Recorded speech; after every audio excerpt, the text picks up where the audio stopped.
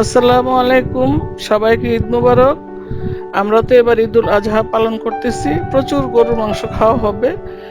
আমরা গরুর মাংসের পাশাপাশি ইচ্ছা করলে এই খাবারটা তৈরি করে খেতে পারি। ভিন্ন স্বাদের একটা খাবার, এটা মুরগি দিয়ে করা হয়, অ্যারাবিয়ান খাবসা বলে এটাকে।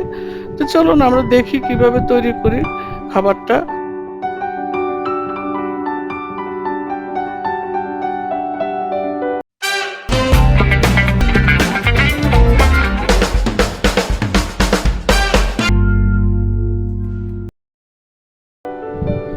প্রথমে যে কাজটা করতে হবে, একটা মুরগি আপনারা ইচ্ছা করলে 4 টুকরো করতে পারেন, 2 টুকরো করতে পারেন, করে ভালো করে ধুয়ে নেবেন।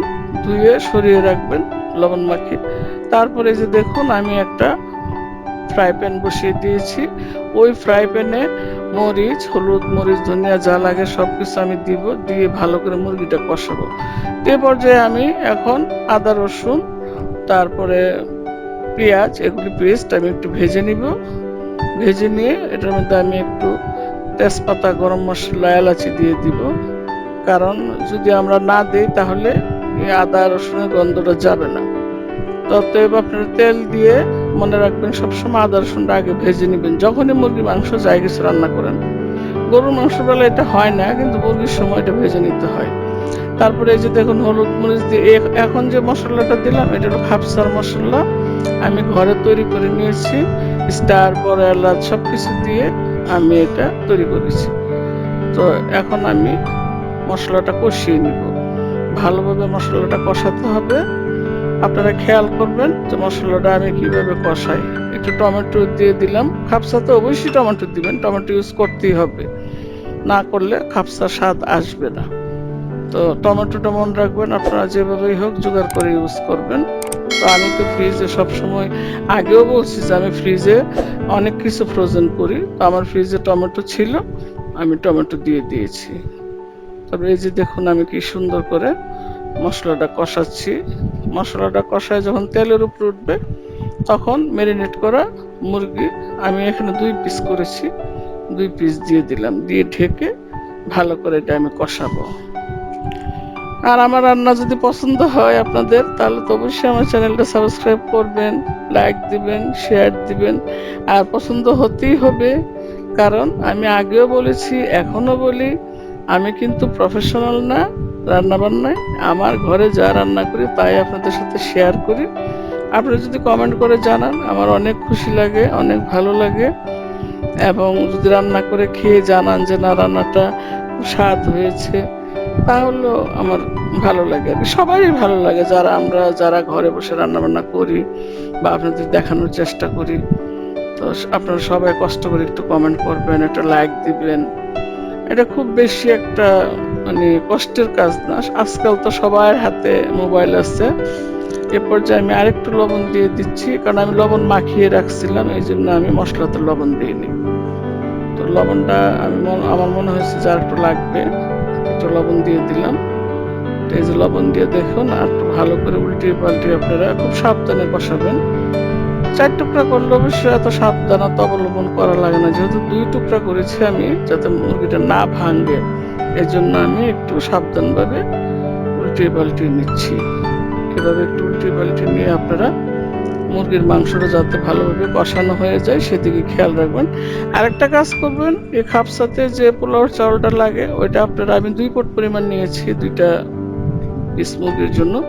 ওই চালটা আমি ধুয়ে সরিয়ে রেখেছি আর কি, কারণ ওই চালটা একটু নরম হতে হবে। এই যে আমি এখন আমার কষানো হয়ে গেছে, আমি উঠিয়ে নিলাম। তারপর আমি এখানে চাউল দিয়ে দিব আর কি। চাউলটা যদি ভিজিয়ে না রাখেন তাহলে চাউলটা ফুটবে না, আর চাউলটা না ফুটলে খাবসাটা ভালো লাগবে না খেতে।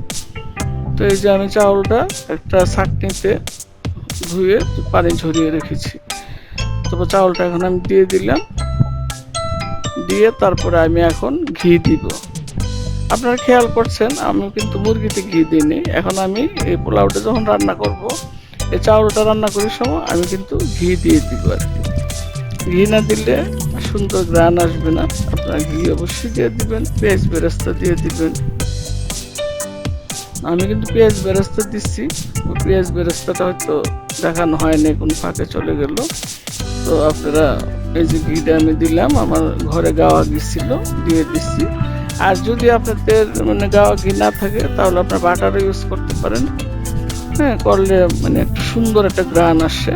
তো এভাবে সুন্দর করে আবার আমি ঢেকে দিব।